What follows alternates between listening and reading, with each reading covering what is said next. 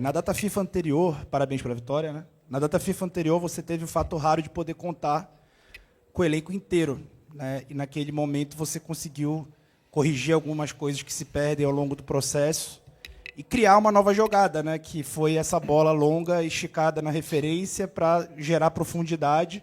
E assim você quase fez gol. Seu time quase fez gol contra o Botafogo, fez o gol contra o Palmeiras no momento de pressão e voltou a fazer gol hoje na hora que o Vojvoda apoia o Santos para marcar mais alto e acha o gol ali do Carrascal a partir da mesma jogada. Nessa data FIFA, que começa agora, né, você, além de ter um jogo contra o Sport, vai deixar de ter 7 jogadores, pelas minhas contas aqui, se eu tiver certo. Vai deixar de ter 7 jogadores na tua equipe. Como tentar... o que você acha que pode ser trabalhado nesse período, né, apesar dessas ausências, diante do que pode ser corrigido, que acaba surgindo com a sequência, pensando aí no que tem por vir? Primeiro que precisamos... Dá para ouvir, né? Precisamos muito ter tempo de treinamento. Infelizmente, como você citou, vamos ter aí muitos convocados, muitos jogadores que não vão estar nesses treinamentos, porque é preciso recuperar comportamentos, preciso recuperar conceitos que se foram se perdendo nesses últimos jogos. E hoje, em alguns determinados momentos do jogo, eu não me reconheço quando eu vejo uma equipe se partir ou acelerar tanto o jogo do jeito que foi, principalmente no primeiro tempo. Então, eu preciso urgentemente ter tempo para treinar, para recuperar esses conceitos e que a equipe jogue do jeito que eu quero que jogue, né? Então, em alguns momentos hoje do primeiro tempo, como eu falei, não senti isso.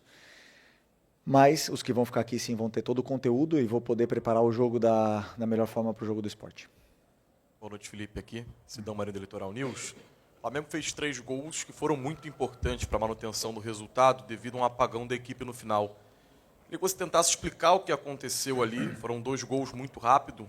Parece que a sensação que fica é que acharam que o juiz ia acabar logo com os 45, acabou dando uma relaxada. Sofreu 2 gols que incendiou a partida, incendiou muito a equipe do Santos. Isso te preocupa para essa reta decisiva? Tem jogos ainda do Campeonato Brasileiro, final da Copa Libertadores.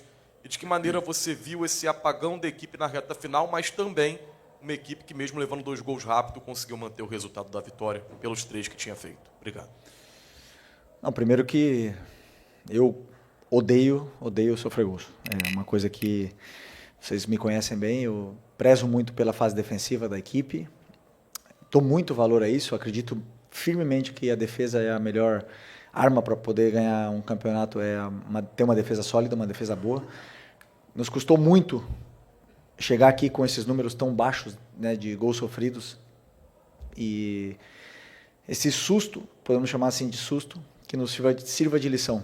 No Campeonato Brasileiro e talvez no futebol mundial, se você baixa os braços, aguarda 1 minuto, custa muito caro, né? A gente já sabe disso. Então, já falei para eles.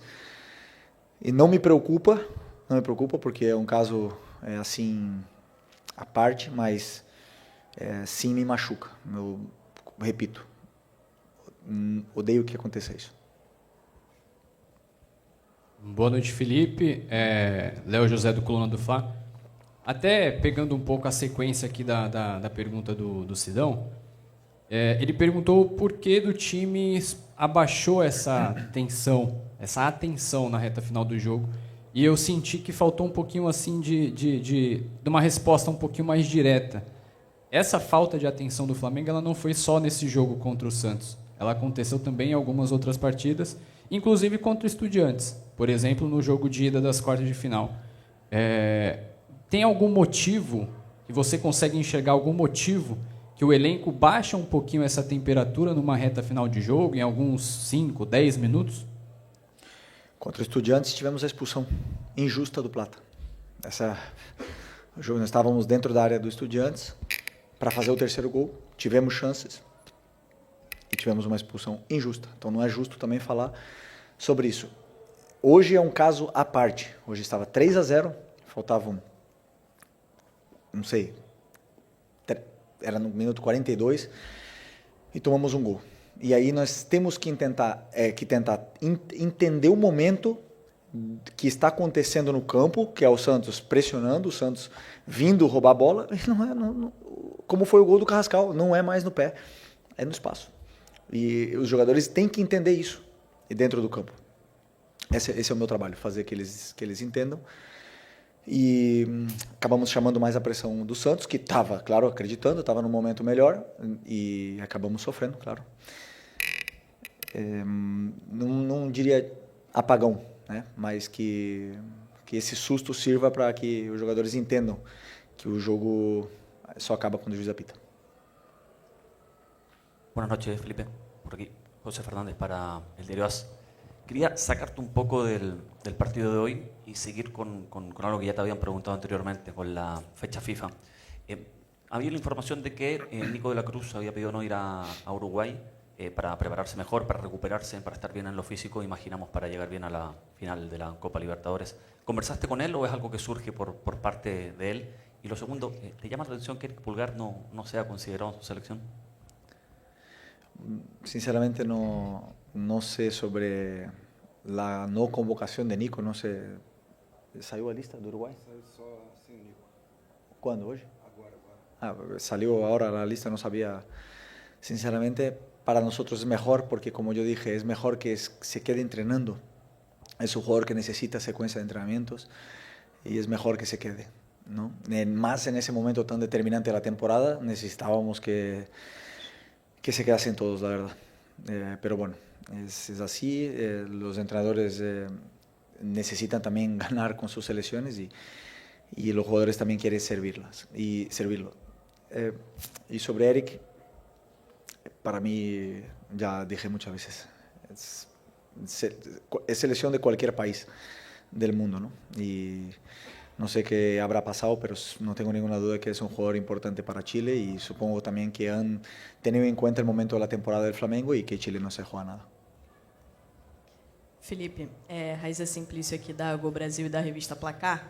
Você até falou que odeia sofrer gols, mas nos últimos jogos o Flamengo vem sofrendo muitos gols, né? Algo que, diferente do que vinha acontecendo no seu trabalho, sofreu 2 do Palmeiras, sofreu 2 do São Paulo, sofreu 2 gols hoje, enfim.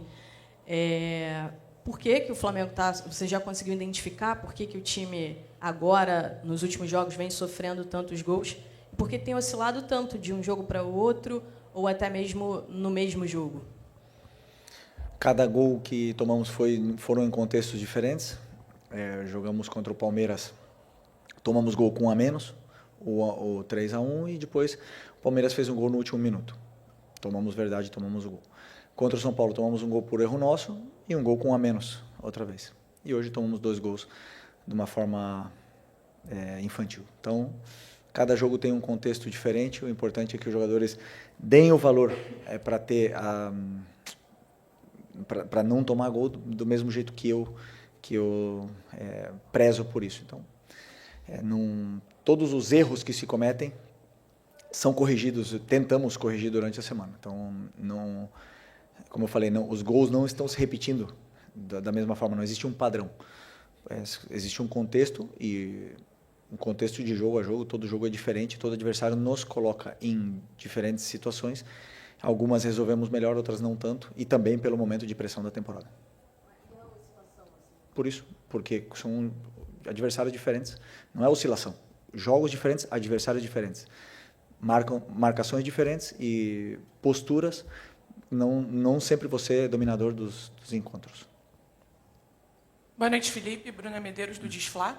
Você jogou novamente hoje com o Bruno Henrique numa formatação parecida com 2019, até o que você falou contra o Sport também, né, como uma dupla, e deu certo novamente, ele fez o gol. Amanhã tem um julgamento que pode afastar o Bruno Henrique da temporada, você não vai ter o Plata na final, e o Pedro ainda é uma dúvida, você mesmo disse, né? Você pensa em dar mais minutagem para o Juninho e o Wallacian, até pensando na própria final, nos próximos jogos? Penso em colocar os jogadores que, segundo o meu modo de ver, encaixam com as características que a equipe precisa e o momento do jogador também, e sempre pensando no que é melhor para a equipe. Então, vou estudar o time do Sport e vou colocar a equipe que eu acredito que seja a melhor para poder vencer. Felipe aqui, Natália Brasil, Rádio Roquete. A sua zaga normalmente é muito consistente, mas você perdeu uma parte importante dessa zaga, que normalmente, de maneira titular, é composta pelo Léo Pereira e pelo Léo Ortiz. E, desde então, alguns erros foram cometidos pelo setor defensivo. Acho que talvez até, juntando com a pergunta feita pela colega, o Flamengo acabou tomando mais gols. Você acredita que a ausência do Léo Ortiz seja determinante para isso? E pensa, talvez, em dar mais oportunidades para outros zagueiros reservas do elenco? Quais erros defensivos em concreto, né? Porque, como repito, cada gol teve um contexto diferente. Tomamos gols com um a menos, tomamos gol de contra-ataque. Claro que o Léo é um zagueiro de seleção brasileira, do mesmo jeito que o Danilo, do mesmo jeito que eu vejo o Léo Pereira, já repito, nível melhor do Brasil. Nesse momento, os erros acontecem durante os jogos, né? Então, mas cada gol tem um contexto diferente. Se tivéssemos tomando gol sempre entre os dois zagueiros a bola, ou sempre e algum gol se repetisse, diria que tem um problema no setor defensivo. Mas os gols aconteceram de formas diferentes. Entra mérito do adversário, entra erros individuais, como foi o caso do São Paulo, entra não sei, vários outros motivos que vão acontecendo, e os gols acontecem tanto a favor como contra. O meu papel, o meu trabalho é identificar o que se pode melhorar, mesmo sem ter tomado gol, porque todo jogo existem erros defensivos, até quando a gente não toma gol, até quando está, como você bem citou, Léo, com uma sequência de 5, 6 jogos sem tomar gol, se cometem erros. O meu trabalho é identificar isso e corrigir. Então, claro que esperamos que o Léo volte o antes possível, porque é um jogador muito importante para a gente. Felipe, aqui. Boa noite. Felipe, constantemente tem saído notícias sobre jogador na noite, jogador na balada. Óbvio que você não é babá de jogador para ficar acompanhando o que o cara faz fora do CT.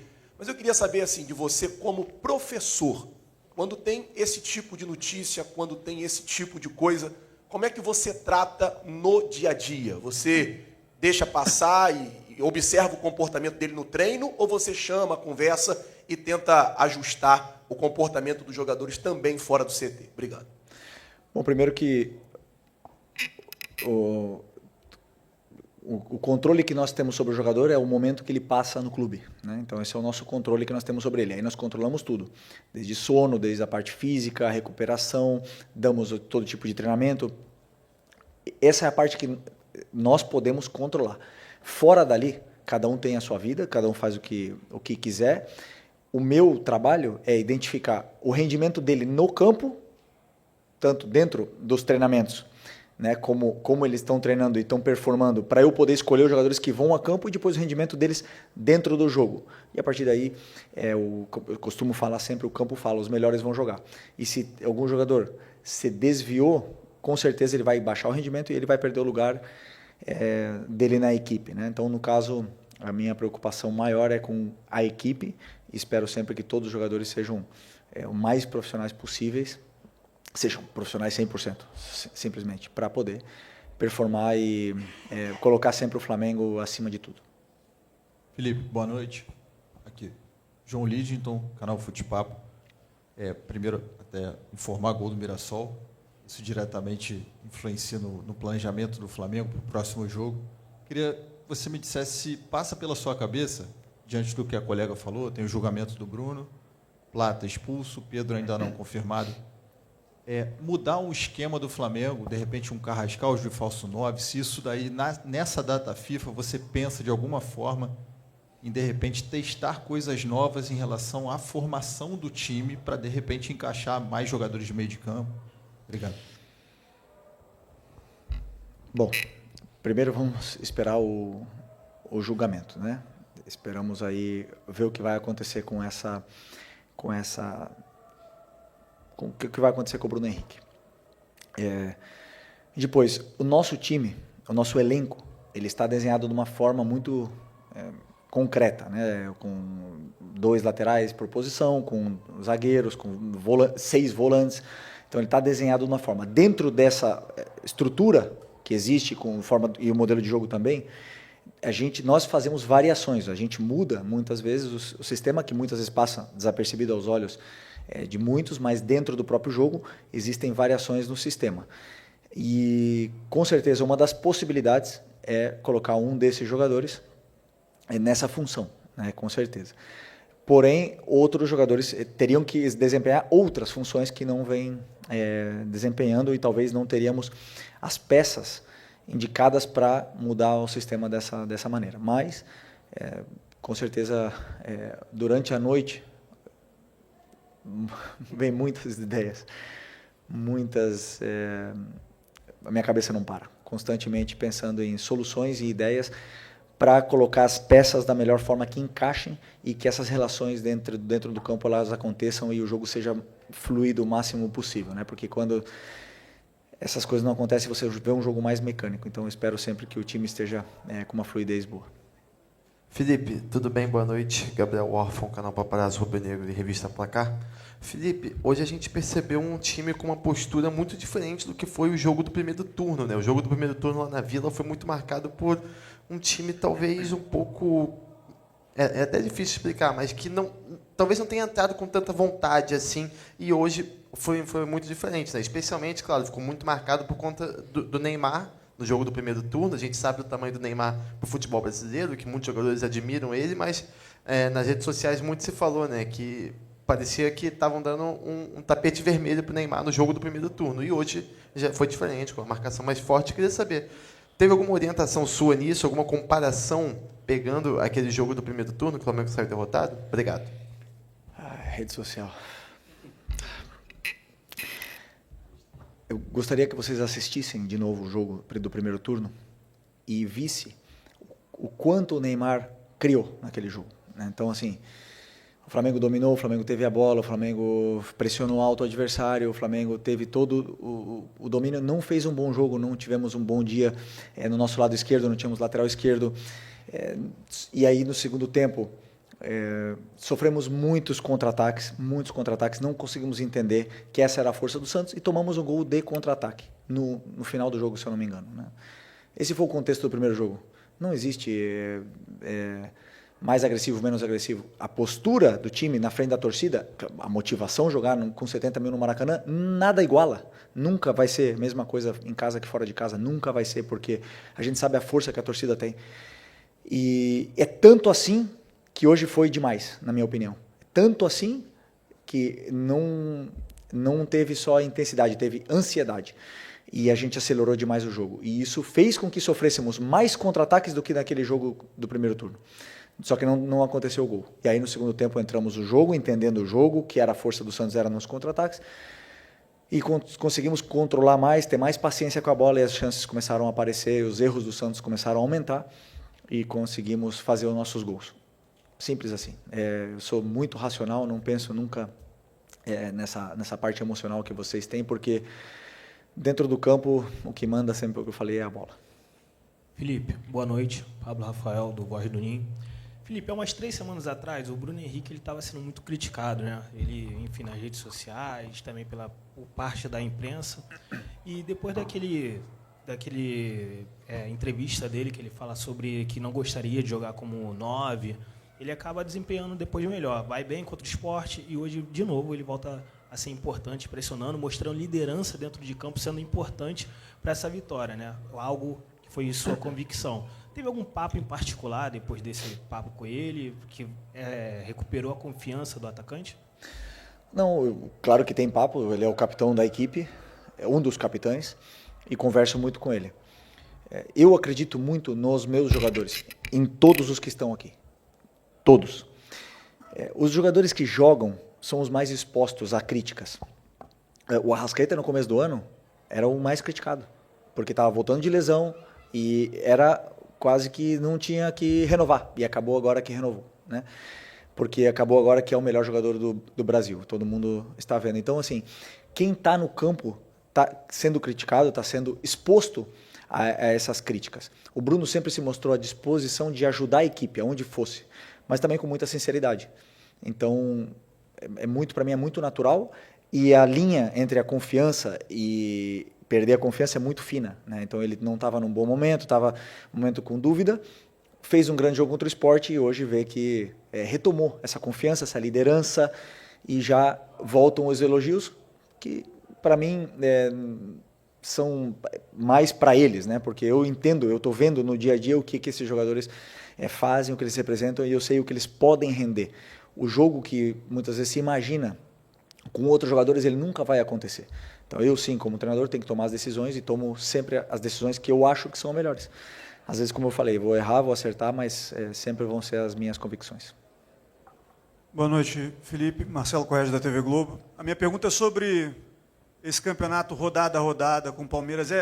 Parece meio óbvio, mas tem um fator emocional na preparação do jogo, na forma como você precisa fazer com que os jogadores se concentrem apenas no que eles precisam fazer durante a semana e durante os jogos. Como tem sido controlar a parte emocional desse elenco numa disputa de nível tão alto e com tão pouca margem de erro para os dois lados? E aí eu quero só complementar, já que você falou do Bruno Henrique, eu notei que desde que ele falou que se sente em dificuldade como 9, apesar dele ser um jogador de referência na área, nas escalações que você fez, muitas vezes ele parece um pouquinho mais para o lado esquerdo, assim, né? Não como um ponta aberto, mas assim, num ângulo um pouquinho mais para a esquerda que dê facilidade para que ele abra o ângulo de chute dele, assim, né? Você teve alguma orientação nesse sentido também? Aí entra detalhes do plano de jogo tático, onde eu prefiro não entrar, mas o Bruno tem que desempenhar uma função, como todos os companheiros, eles têm uma função dentro do campo que eu peço para que eles desempenhem e ele vem fazendo muito bem essa função. Sobre a parte mental que você falou, o campeonato é muito igualado e muito disputado, né? Todos nós deixamos pontos ao decorrer desse campeonato, todos nós em algum momento, segundo a imprensa, fomos o melhor time do mundo e na outra semana o outro é o melhor e já fui o melhor treinador do mundo, mas também já fui o Abel já foi o melhor, o Jardim já foi o melhor e vai mudando de semana a semana. Então, o que tem o Flamengo, né? O Flamengo tem uma dificuldade maior, que é que a pressão é maior, a cobrança é maior, a exposição é maior dos jogadores, da comissão, de todos e como eu posso te dizer, tentando raciocinar aqui, a pressão do Flamengo é maior do que nos outros clubes. Até mesmo a forma que os adversários vêm jogar contra o Flamengo é diferente por ser o Flamengo. Então nós enfrentamos isso ainda, além disso. Todos os times eles cometem erros nessas fases decisivas, fases com mais pressão. No final das contas, o time que estiver em cima da tabela foi o time que vai ser mais forte mentalmente, vai ser o time que foi o melhor do campeonato. Por isso é um campeonato tão difícil, tão disputado e tão complicado de vencer. E a gente vê em outros campeonatos na Europa, times grandes como o Real Madrid tem mais de 30 campeonatos nacionais e aqui isso não existe, né? Então, pelo nível de competitividade que é e o difícil que é jogar contra qualquer time do Campeonato Brasileiro. Felipe, boa noite. Gil, Rádio Superando Gigantes Esportes. Parabéns pela vitória. Hoje é dia 9, um domingo maravilhoso. O seu Flamengo venceu, né?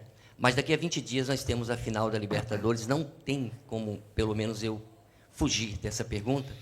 Até mesmo porque eu, por exemplo, vivo em São Paulo e eu ouço alguns comentários de alguns colegas de São Paulo que eles falam que o Flamengo, desculpa, por favor, da expressão, da palavra, joga fofo, dando a intenção de que não tem gana, né, não tem fibra, não tem vontade.